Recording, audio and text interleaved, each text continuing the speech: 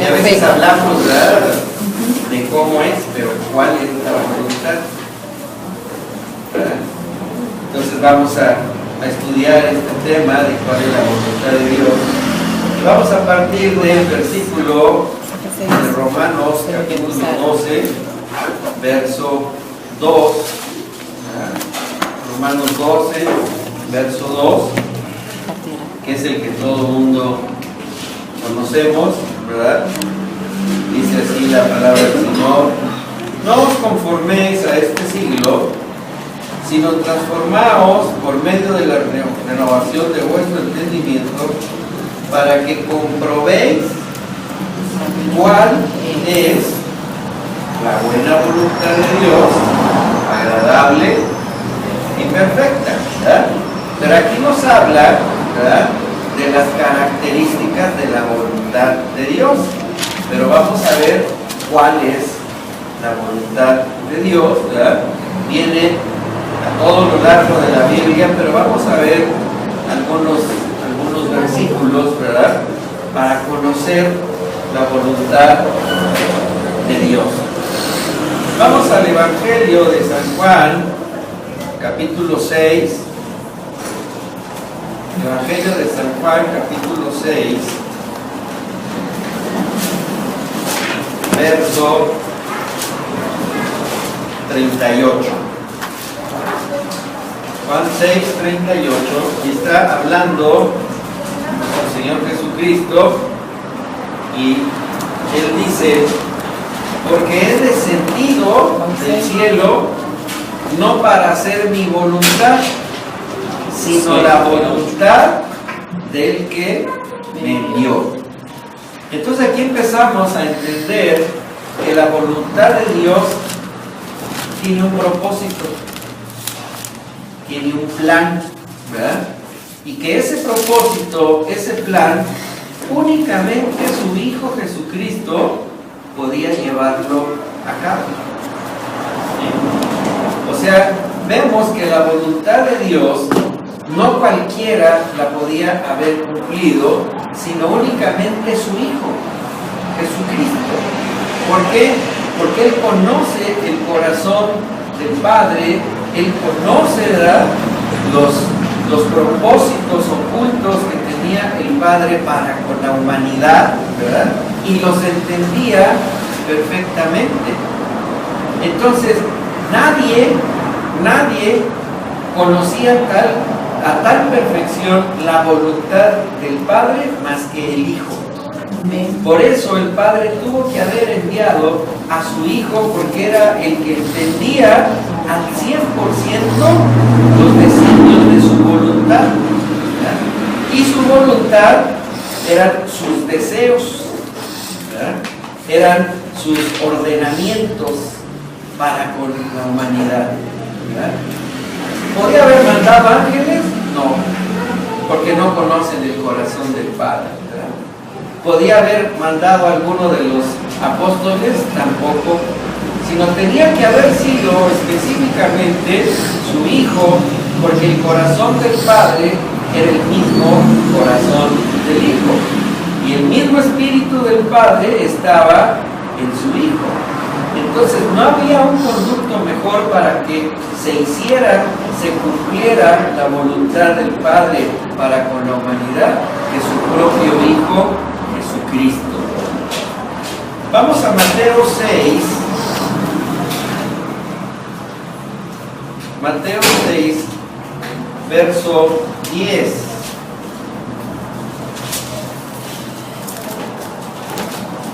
Todo el mundo conocemos la oración del Padre Nuestro, ¿verdad? A veces sabemos más esa que ni el himno nacional. Pero conocemos la oración del Padre Nuestro, y dentro de esa oración modelo, ¿sí?, Jesús les dice a los discípulos en el verso 10: Señor, venga tu reino, hágase tu voluntad, como en el cielo, también aquí en la tierra. Quiere decir, aquí cuando Jesús dice venga tu reino, quiere decir, venga tu autoridad para que se cumpla la voluntad tuya, así como se cumple en el cielo sin ningún obstáculo, sin ninguna discusión, se cumpla aquí en la tierra. ¿Sí? ¿Y quién representaba al reino de Dios? Jesucristo, ¿verdad? Jesucristo mismo les dijo, ¿verdad? Ahora ya se ha acercado el reino de los cielos. ¿Por qué? Porque ya estaba Jesús aquí en la tierra. Y Jesús sigue hablando de la voluntad del Padre, ¿verdad? Y les dice a los apóstoles y nos dice a todo el mundo que la voluntad del Padre siempre se va a cumplir. Nadie se puede oponer a ella, nadie la puede discutir. ¿Por qué? Porque Él es el creador de todo, porque Él es Dios, ¿verdad? Entonces dice, Señor, tu voluntad se va a hacer igual que en el cielo, aquí en la tierra. No va a cambiar para nada, ¿sí? Jesucristo nunca discutió, nunca quiso negociar con el Padre, ¿verdad? Sino dijo, lo que me mandaste hacer, eso es lo que se va a hacer. Lo que me mandaste decir, eso es lo que se va a decir. ¿Por qué? Porque esa era la voluntad del Padre, ¿verdad? Y vamos a empezar a entender cómo es o cuál es la voluntad del Padre. Vamos a Efesios capítulo 5, verso 17. Carta a los Efesios capítulo 5, verso 17. Y Pablo le dice a la iglesia, por tanto, no seáis insensatos, sino entendidos de cuál es la voluntad del Señor. ¿Qué quiere decir? Que todos nosotros que somos creyentes, pues debemos de conocer la voluntad de Dios, ¿verdad?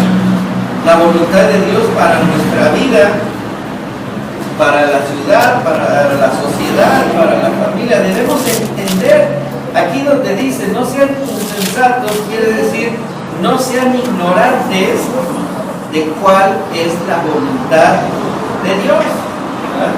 Y fíjense algo bien preocupante, la mayoría no sabe cuál es la voluntad de Dios.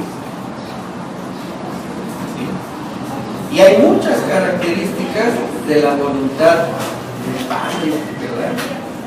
¿Cómo podemos saber cuál es el plan de Dios en mi vida? ¿Cómo podemos entender el por qué Dios mismo nos llamó y nos escogió si no conocemos su voluntad? Si no conocemos sus planes, sus propósitos, ¿verdad? Por eso, muchas falsas doctrinas, falsas enseñanzas han cambiado, han distorsionado, ¿verdad?, la voluntad del Padre hacia las cosas materiales, ¿verdad? O sea, como si la voluntad de Dios fuera hacernos ricos, prósperos, un montón. No, esa no es la voluntad de Dios. Imagínense que para eso hubiera mandado el Padre a Jesucristo, pues no tendría razón de ser, ¿verdad? Ni siquiera la cruz tendría razón de ser.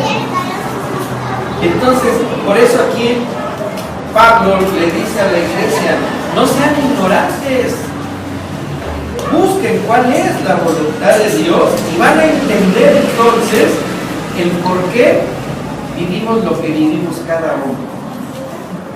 Porque a veces nos preguntamos, Señor, ¿por qué me pasa esto aquí? ¿Por qué las cosas están sucediendo así? ¿Por qué parece que todo fuera negativo? Todo tiene un plan en la voluntad de Dios. Y como leímos en Romanos, ¿verdad? Si la voluntad de Dios es buena, agradable y perfecta, ¿por qué la queremos ensuciar con la negatividad con la que se está viviendo ahorita? Esa no es la voluntad del Padre, esa es la voluntad del hombre.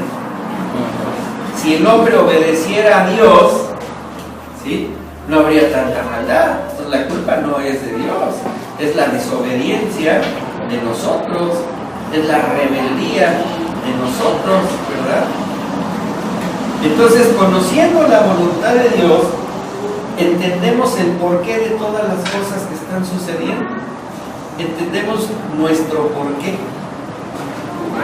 Todo tiene un principio en el corazón de Dios, en su mente de Dios.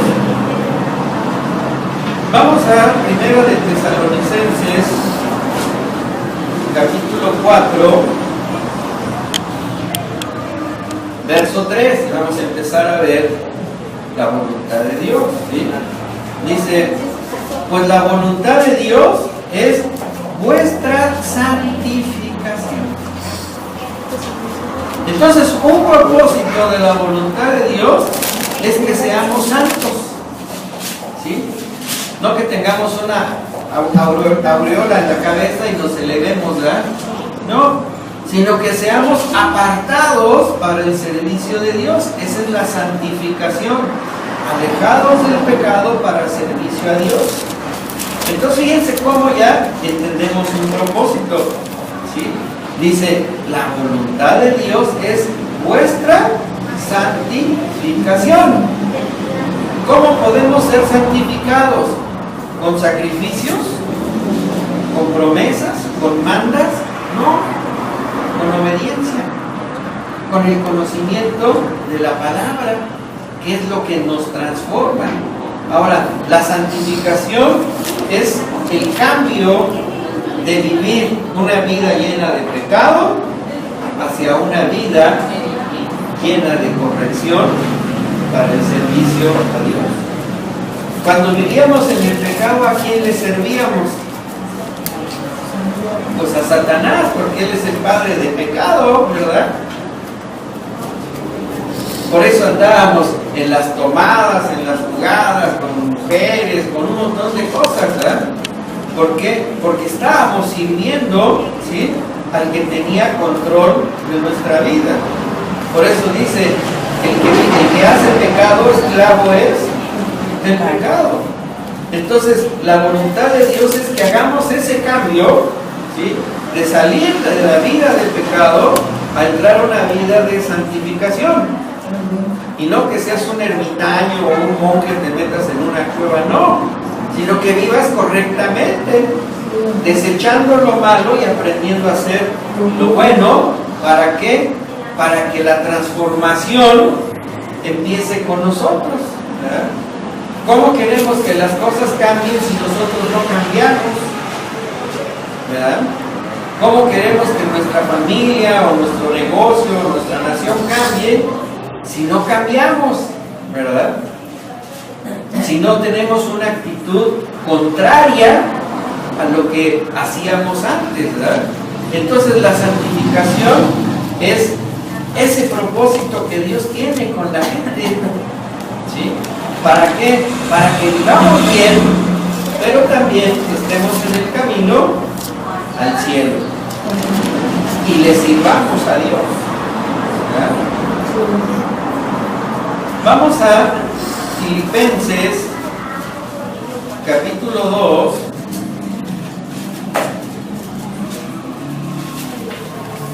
Filipenses capítulo 2, verso 13. Dice, porque Dios es el que en vosotros produce así el querer como el hacer por su buena voluntad. ¿Qué nos habla de esto? Muchas veces queremos hacer las cosas, pero no las hacemos. Todo se queda en planes, ¿verdad? Todo se queda en propósitos. Como luego platicamos, ¿no? Nos volvemos los ahora sí. Y el ahora sí nunca llega. Entonces, la voluntad de Dios es que unifiquemos nuestra mente con nuestra acción. ¿Sí? Que seamos honestos con nosotros mismos, ¿verdad? El que no es honesto con uno mismo, pues se hace mentiroso, ¿sí o no? ahora sí voy a hacer esto y nunca lo haces. Son como los propósitos de principio de año, ¿no? Ahora sí voy a leer la Biblia, ¿no? Y estamos a mitad de febrero y apenas las clases se empolvaron. Ahora sí voy a ponerme a hacer ejercicio. Ahora sí voy a hacer esto. Y pasa el tiempo y nomás lo que hiciste, pero no lo hiciste. No eres honesto contigo mismo. En las cosas espirituales, ¿verdad? Debemos de cumplir lo que deseamos hacer. ¿Sí? Por eso en la Biblia dice, no prometas lo que no vas a cumplir porque te haces mentiroso. ¿Sí? Entonces, la voluntad de Dios es que tu mente esté alineada con tu actividad, con tu conducta, que seas de un mismo sentir, de un mismo parecer. Por eso dice la palabra de Dios que el hombre de doble ánimo siempre es inconstante en todo. Y además no es confiable.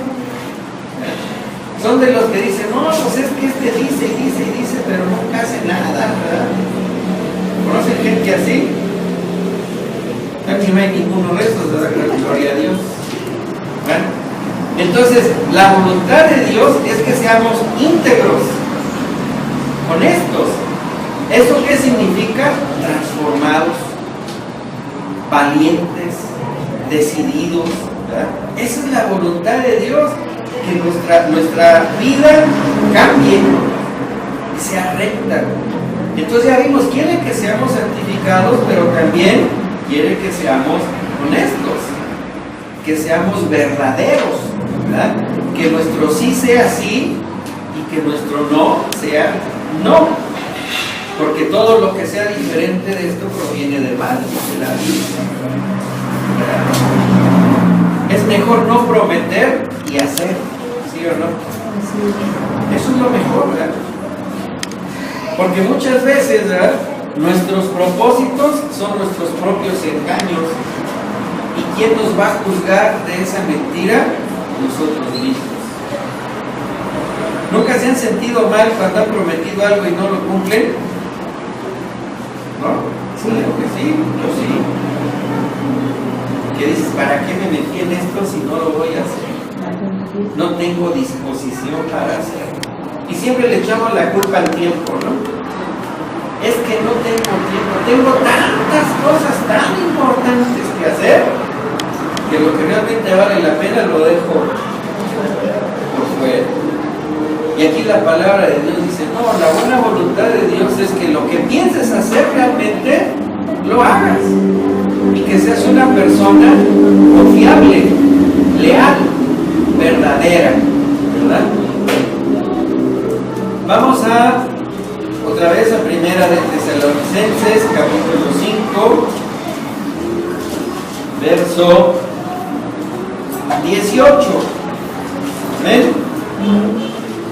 Dice, dad gracias en todo, porque esta es la voluntad de Dios para con vosotros en Cristo Jesús. Fíjense, la voluntad de Dios para con nosotros es que seamos agradecidos, aprendamos a ser agradecidos, ¿sí? Pero muchas veces la palabra gracias ha quedado fuera de nuestro diccionario, fuera de nuestro lenguaje, ¿verdad? Como hemos aprendido en otras ocasiones, ¿verdad? A Dios nomás le estamos pidiendo, pero nunca le damos gracias de nada, ¿verdad?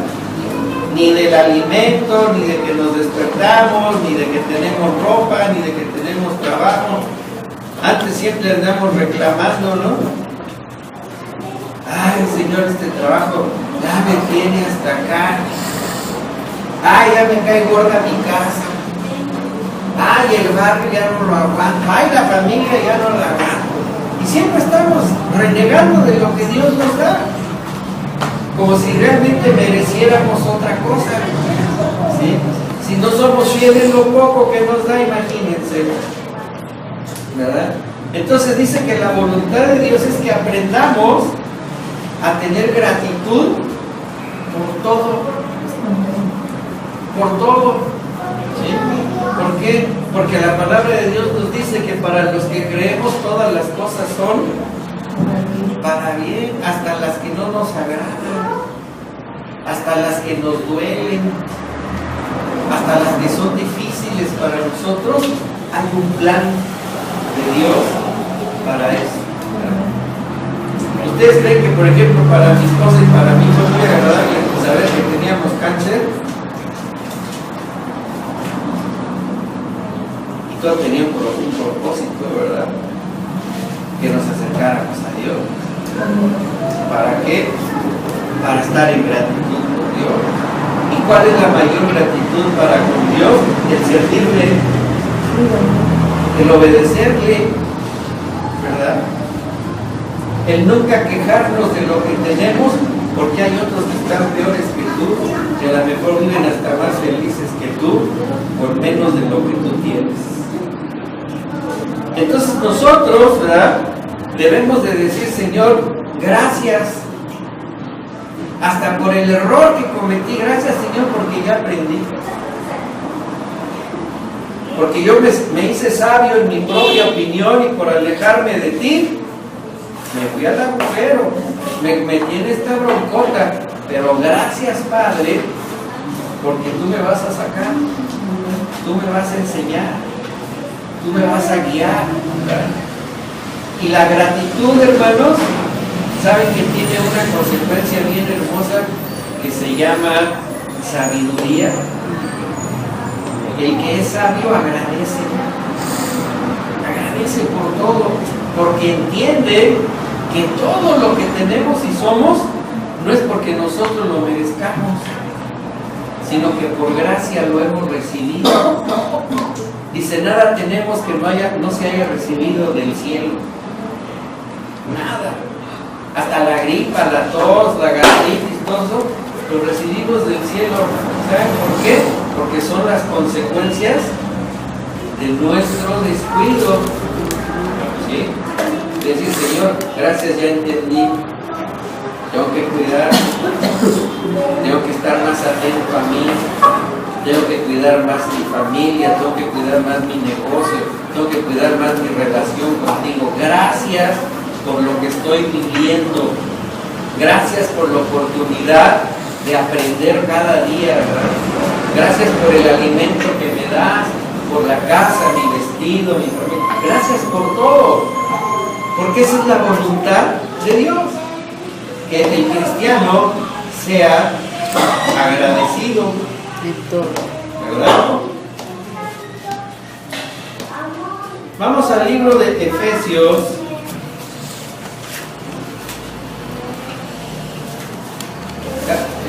capítulo 1,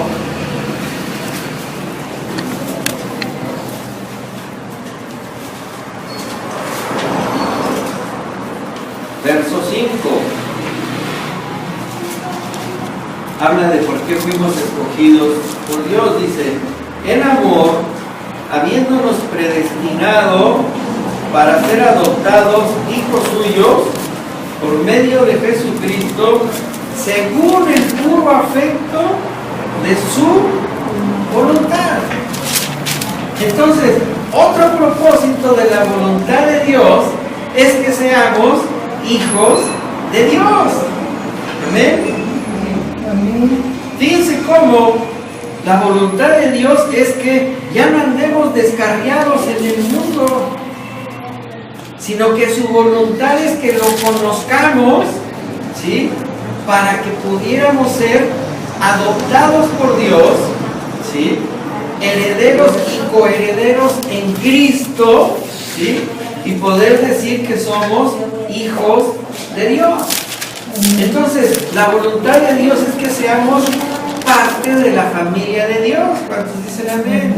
Amén. ¿Sí? La voluntad de Dios no es que llenemos estadios y plazas, no. Es que estemos con Él toda la eternidad. Esa es su voluntad.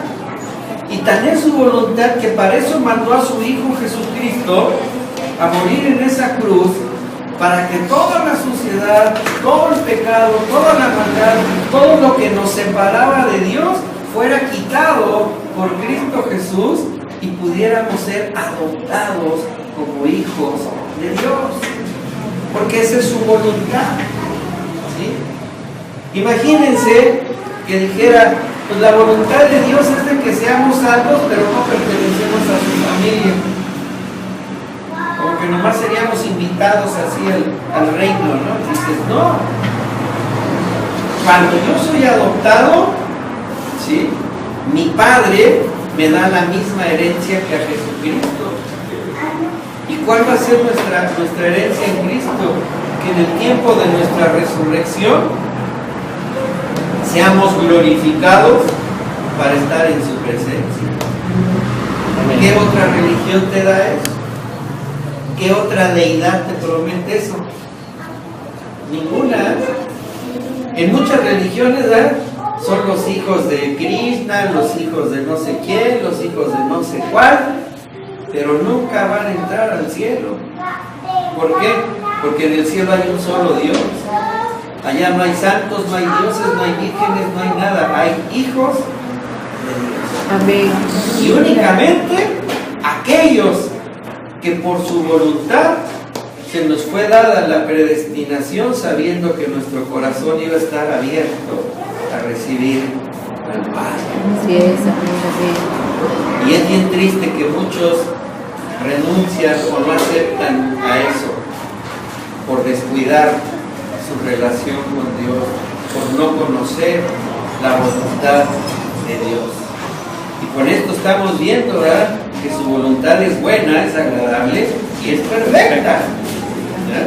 ¿Qué otra perfección pudiéramos nosotros aspirar a ser hijos de Dios? ¿O qué más alto puede haber que eso? Nada, ¿verdad? ¿Por qué? Porque ese es el máximo punto en el que la voluntad de Dios está enfocada hacia los creyentes, ¿verdad? Por eso, como comentamos hace tiempo, ¿verdad?, cualquiera se puede decir cristiano, pero no cualquiera se dice hijo de Dios. No cualquiera se dice hijo de Dios. Es por eso que en esas grandes iglesias, ¿verdad?, de cientos o de miles, no, está llena de cristianos, pero ¿cuántos hijos de Dios hay? ¿Cuántos conocen la voluntad de Dios? ¿Cuántos viven conforme a la voluntad de Dios, agradándole, agradeciéndole, sirviéndole? ¿Cuántos de esos?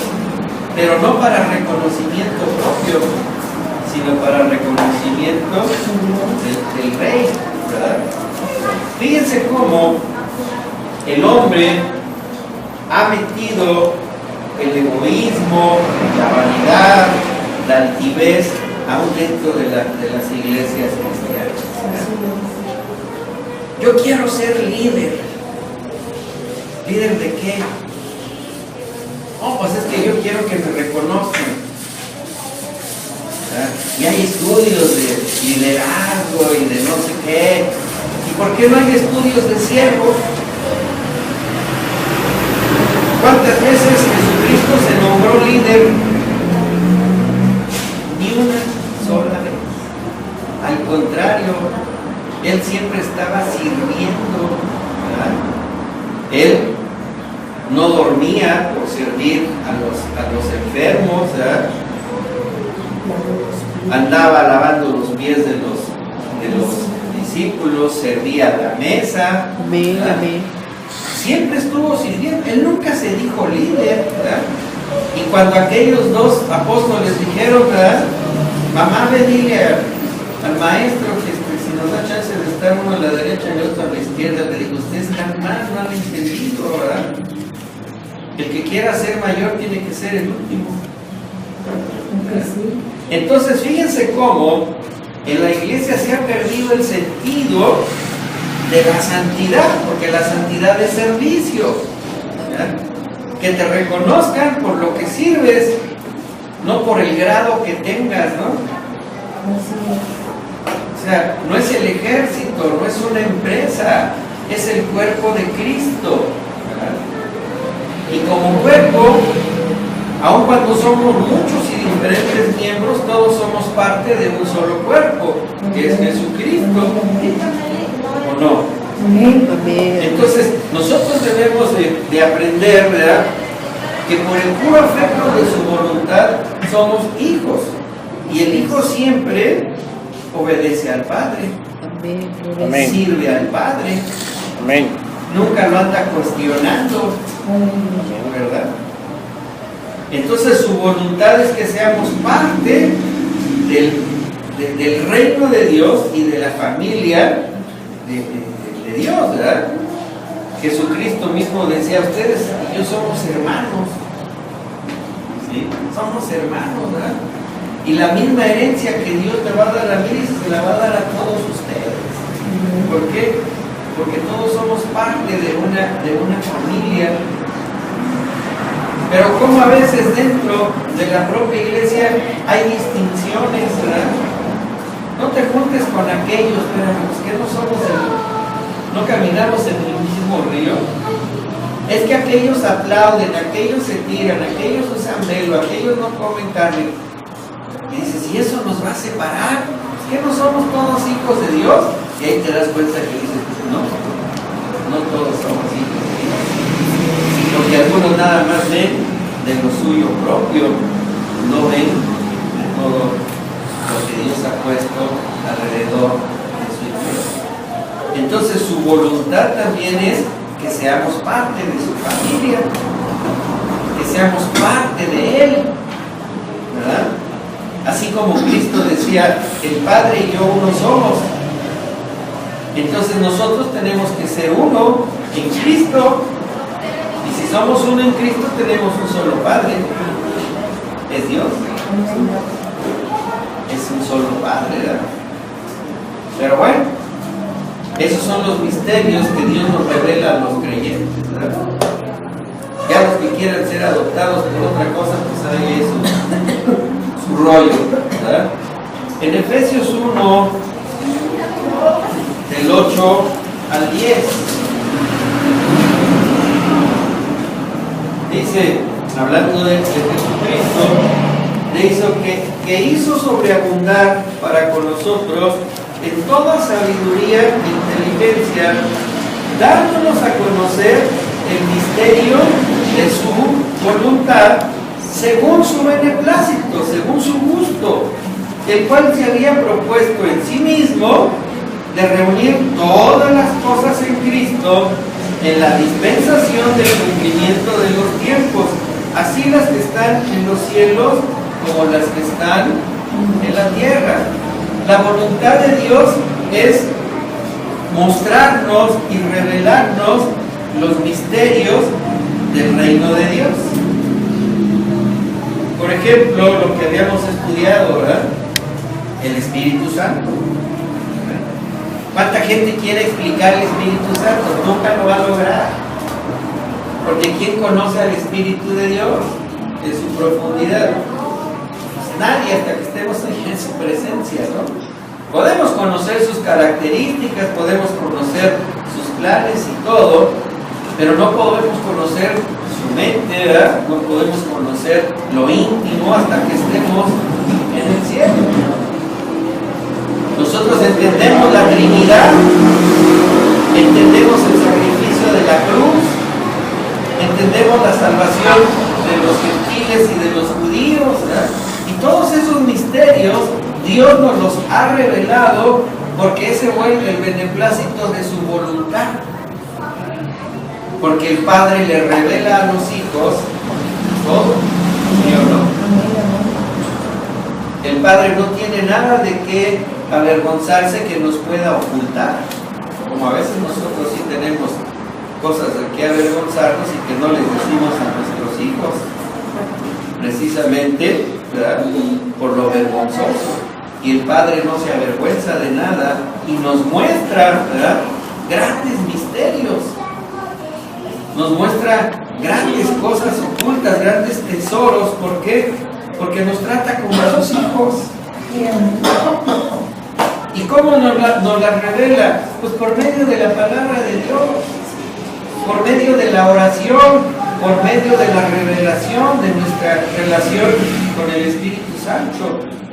Si nosotros no tenemos o no entendemos el por qué debemos buscar nuestra relación con el Espíritu Santo, es que no entendemos quiénes somos. No sabemos todavía, ¿verdad? Ni entendemos la voluntad de Dios. Porque Dios, en su eterna voluntad, por eso mandó al Espíritu Santo, para que Él nos guiara, para que Él nos revelara, para que Él nos enseñara el camino, ¿verdad? ¿Por qué? Porque solamente el que viene del cielo conoce las cosas del cielo. Y no son dadas para cualquiera. Por eso mucha gente no entiende las cosas, ¿verdad? Pablo decía, yo voy a predicar sobre la cruz, sobre la crucifixión de Jesucristo. Para unos es locura, para unos es tontería, ¿verdad? Pero para nosotros es poder de Dios. Porque en esa cruz la gente ve muerte, nosotros vemos vida, ¿sí o no? La gente adora a un hombre colgado en una cruz. Nosotros adoramos al Hijo de Dios sentado en un trono. Así es, amén. ¿Sí o no? Amén, gloria a Dios. Fíjense algo muy interesante. Hay una falsa enseñanza, o bueno, no falsa, una distorsionada enseñanza sobre la cruz. Hay gente que si ve que tú traes una cruz te dice idólatra. ¿Sí o no? Sí. Uy, mucho menos que en la congregación hay una cruz. ¡Qué idólatras! Fíjense nada. ¿Qué es lo que hay en su corazón con respecto a esa cruz? Un ídolo. ¿Yo saben qué veo en una cruz? El camino al cielo. Veo la vida eterna. Veo el puente entre la vida y la eternidad. Yo veo otra cosa en una cruz. ¿Sí? Pero la gente, uy, no. Ya no digo que si la traes por aquí colgada, ¡ay, eres un idólatra! No, espérame. ¿Por qué? Porque no han entendido que la cruz, ¿sí?, es un símbolo espiritual, ¿verdad? Fíjense, los judíos, ¿verdad?, decían, según el libro de Josué, decía que la palabra siempre la traigas aquí en la frente. Y hay judíos que traen la Torah en una cajita, la traen aquí. Otros la traen en un cinturón. ¿Sí? ¿Por qué? Porque dicen que la palabra de Dios no se aparte de mí, pero para nada. ¿No es idolatría? No, ¿verdad? Sino es decir, quiero tener mi comunión con Dios a cada momento, ¿verdad? Pero la gente empieza a malinterpretar los símbolos de la cristiandad. Hay cristianos que tienen la Biblia abierta en el Salmo 91 enfrente de su casa para que no entre el diablo. ¿Y cómo saben que el diablo se va a poner a leer la Biblia siempre por una ventana?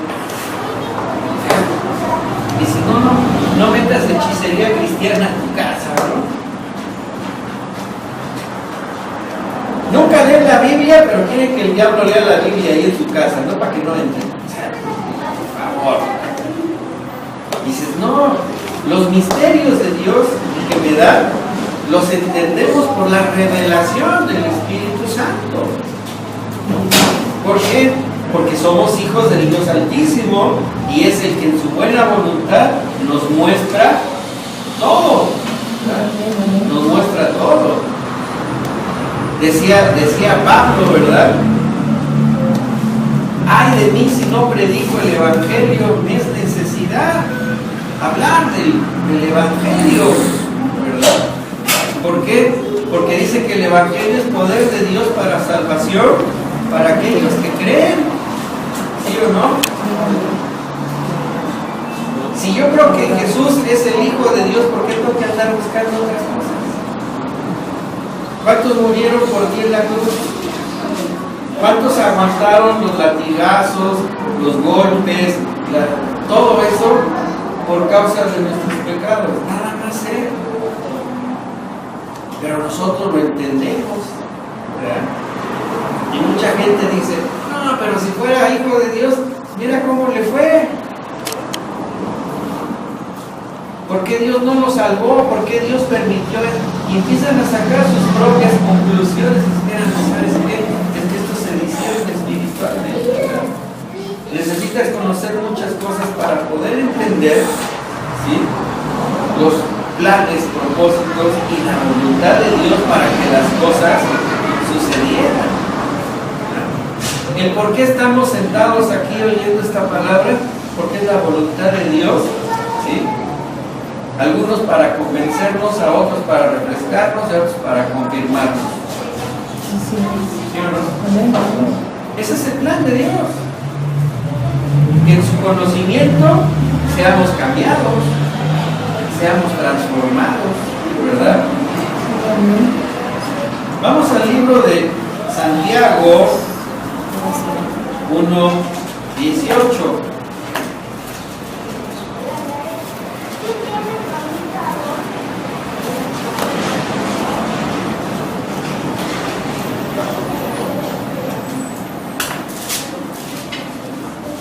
Santiago 1:18 dice, Él, dice, de su voluntad nos hizo nacer por la palabra de verdad, para que seamos primicias de sus criaturas. Fíjense qué hermosa palabra, ¿sí? O sea, por su voluntad nos dio la palabra de Dios, ¿sí?, para que renaciéramos en personas diferentes, ¿sí? Entonces, la Biblia, ¿sí?, nos fue dada por voluntad de Dios, porque era el plan de Dios, ¿sí?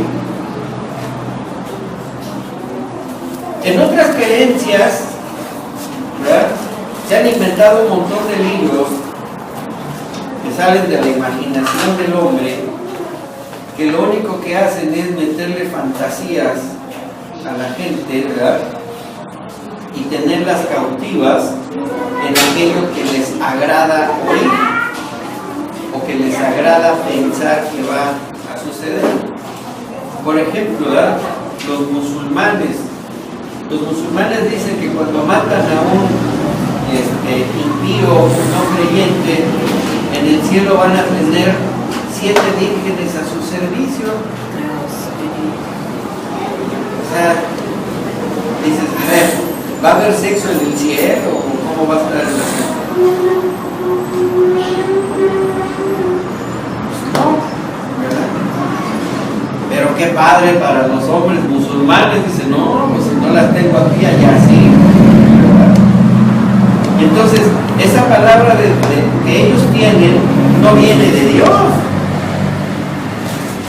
Viene del enemigo que te quiere separar de Dios, ¿verdad? Si tú adoras a este, vas a recibir milagros. Sí, el diablo también hace milagros, pero esos milagros no son para tu bien, sino son para que te alejes de Dios, sí, y busques nada más lo que acá te están prometiendo. Entonces, fíjense cómo dice la palabra, ¿verdad?, que su voluntad es que seamos renacidos.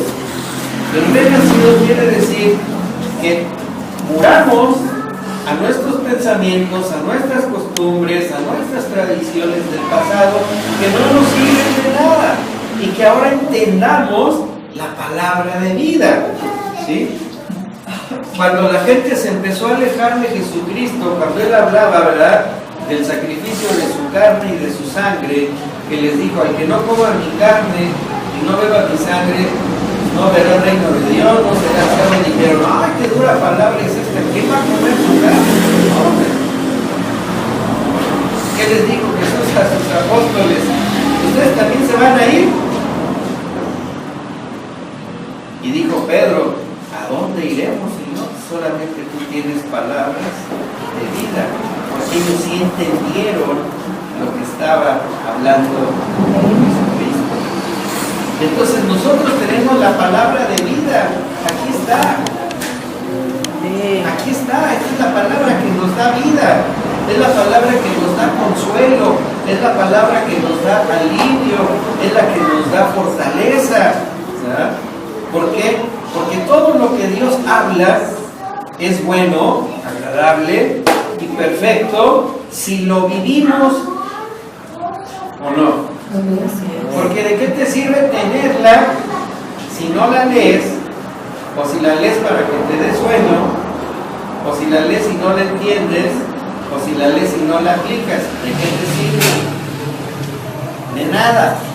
El problema no es la palabra, somos nosotros.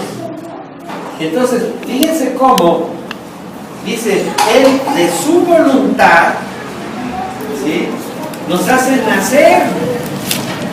O sea, la voluntad de Dios es que seamos nuevas personas, seamos nuevas criaturas, tengamos una mente diferente, veamos las cosas de una manera diferente. Y eso es un cambio radical. Por eso, como hemos platicado, el ser verdaderamente seguidores de Cristo no es para cualquiera, es para valientes. Y hay que renunciar a un montón de cosas. Y cosas que nos vinieron implantadas desde quién sabe cuándo, ¿verdad?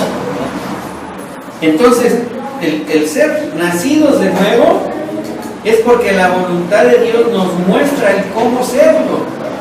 Cuando Jesús le dijo a Nicodemo, ¿verdad?, necesitas nacer de nuevo del agua y del Espíritu para que puedas conocer y entrar al reino de los cielos, ¿verdad? ¿Qué dijo Nicodemo? Ay, ¿a poco voy a entrar otra vez al vientre de mi madre? ¿Por qué no lo entendió? Porque no había comprendido lo espiritual de la palabra que estaba soltando Jesucristo. No lo había entendido, ¿sí? Pero nosotros ya lo entendemos, ¿sí o no? ¿Vamos a entrar al reino de Dios viviendo como estamos viviendo? ¿O por lo que le prometamos? ¿O por lo que hagan otros por nosotros cuando ya estemos en el cajón? No, ¿verdad? Cuando a veces vamos a algún velorio, ¿verdad?, de gente que no es cristiana, ya están con los rosarios y los novenarios y los silenarios y cosas, y creen que por eso Dios va a cambiar su juicio. Dice, espérame, eso no sirve de nada. Así es. ¿Por qué? Porque tuvo la oportunidad de cambiar y no la tomó. Y la palabra de Dios dice que serán juzgados por sus propias obras, y Dios conoce todo lo oculto del hombre, y eso es lo que va a ser juzgado. Nosotros ya fuimos juzgados. Cuando aceptamos a Cristo, el juicio ya estaba sobre nosotros, pero Cristo pagó por nuestra redención, y eso lo entendemos. ¿Necesitamos que alguien hiciera algo por nosotros? No, porque ya Cristo lo había hecho. Ya Cristo lo había hecho, ¿verdad? ¿Por qué? Porque la palabra de vida así lo dice, que en Cristo tenemos nuestra redención, nuestro perdón de pecados, y que Él es el camino al Padre, y nadie llega al Padre si no es por Él. Pero esa es una decisión personal, ¿sí? Si yo estoy débil y estoy enfermo, no le voy a decir a mi esposa, pues ve al doctor y tómate las vitaminas que yo necesito para que Dios me fortalezca. No, yo tengo que ir al doctor y tomarme mis vitaminas, ¿verdad? No por lo que ella haga yo me voy a aliviar, sino yo tengo que hacer mi parte. Y esa es la parte de la decisión que a muchos les hace falta tomar. El cambio radical de la vida mediante la aplicación de la palabra, porque esa es la voluntad de Dios. Que aplicando la palabra seamos salvos, seamos cambiados, seamos transformados. Vamos a Gálatas 1, verso 4. Gálatas 1:4. Gálatas 1, verso 4, hablando de Jesucristo, dice, el cual se dio a sí mismo por nuestros pecados para librarnos del presente siglo malo, conforme, dice, a la voluntad de Dios. ¿Sí?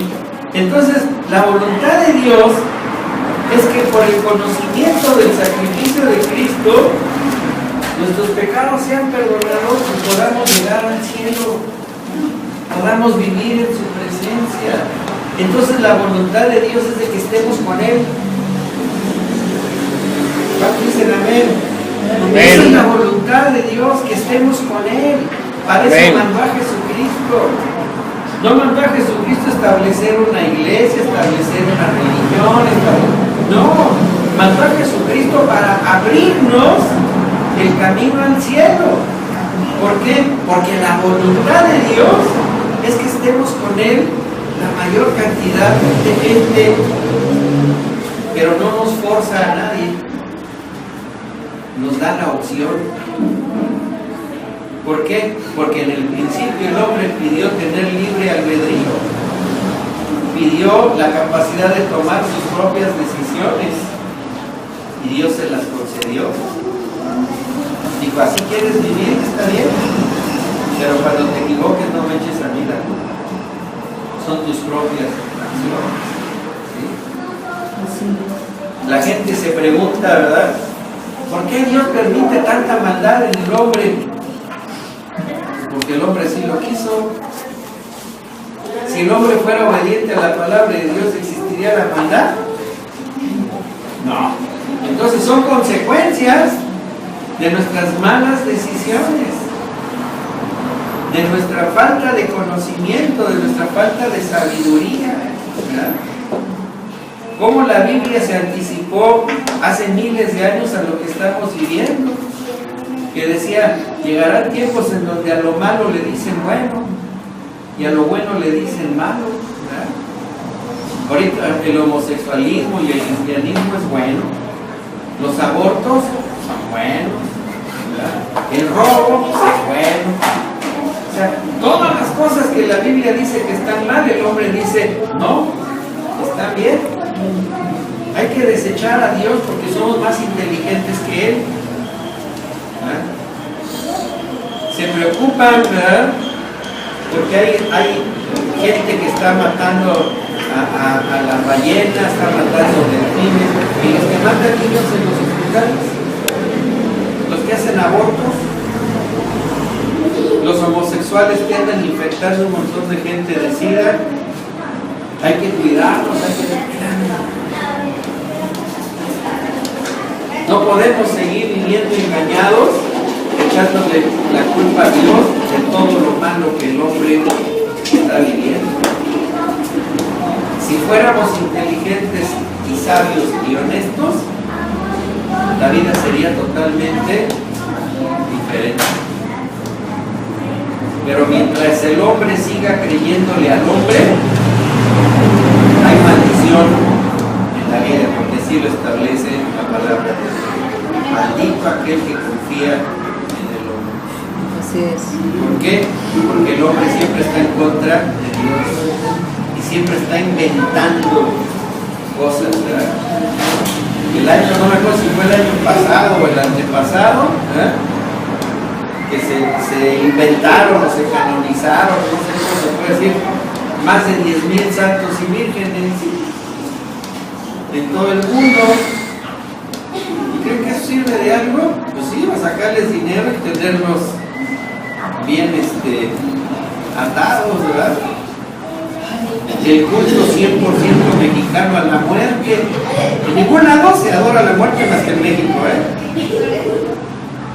¿Y cómo está viviendo el país? Pues bajo su dominio, ¿no? Sí. Pero siguen adorando a la niña blanca y la madrina y la no sé qué tanto le dicen, ¿no? Fíjense nada más que porquería, cuando que la Biblia dice que pues, la muerte ha sido derrotada en Cristo y que la muerte es un lacayo de Satanás y que será la lanzada también al lago de fuego. Pero como la gente no lo lee, ahí andan haciéndole altares y regalos y ofrendas y dices, ¿cómo? Pero los que conocemos entendemos el perjuicio espiritual de qué es lo que sucede. Por eso la palabra de Dios nos dice que la voluntad de Dios fue haber mandado a su Hijo para librarnos de la maldad de los tiempos en los que estamos viviendo. ¿Por qué? Porque esa era su voluntad, rescatarnos, salvarnos, darnos una esperanza. ¿Sí? Y vamos a Primera de Timoteo, para terminar. Primera de Timoteo, capítulo 2.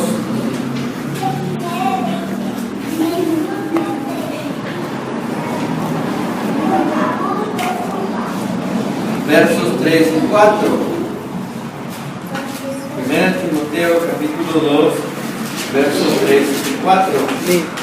Dice, porque esto es bueno y agradable delante de Dios nuestro Salvador, el cual quiere que todos los hombres sean salvos y vengan al conocimiento de la verdad. Porque hay un solo Dios, un solo mediador entre Dios y los hombres, Jesucristo. Entonces, ¿cuál es la voluntad general de Dios? Que todos los hombres, todo el ser humano, pueda ser salvo. Ese es el plan maestro de Dios el Padre. Y el que vino a cumplirlo fue Jesucristo. Ninguna otra doctrina, ninguna otra filosofía, ninguna otra religión que se aleje del propósito de la voluntad de Dios y del cumplimiento de la voluntad por medio de Jesucristo nos llevará al cielo. Solamente hay uno, que es el camino, la verdad y la vida. Y fue enviado para que se cumpla la voluntad de Dios. Amén. Para que todos seamos salvos. Amén. Señor, te damos gracias, Padre.